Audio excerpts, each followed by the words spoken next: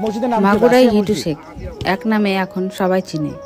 নিজের জঘন্য কাজে যিনি পুরো পরিবারকে কালো দাগ লাগিয়ে গেলেন। শিশু নির্যাতন আর হত্যা করে আজ তার বাড়ি গুড়িয়ে দেওয়া হয়েছে।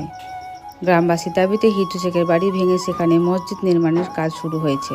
বিস্তারিত জানার আগে আপনি যদি আমাদের চ্যানেলে নতুন হয়ে থাকেন, আমাদের চ্যানেলটি সাবস্ক্রাইব করে আমাদের সঙ্গে থাকুন।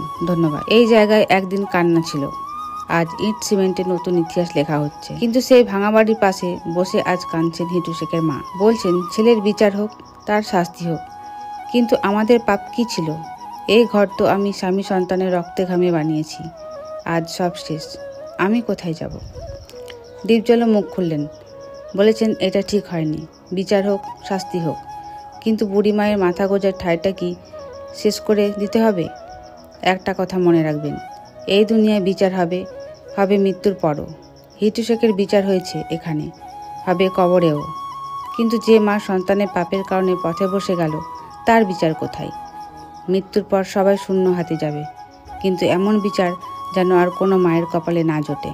আজ প্রশ্ন আপনার কাছে, এইভাবে বাড়ি ভেঙে মসজিদ বানানো ঠিক হয়েছে? আপনার কি মনে হয় অবশ্যই কমেন্টে জানাবেন। ধন্যবাদ।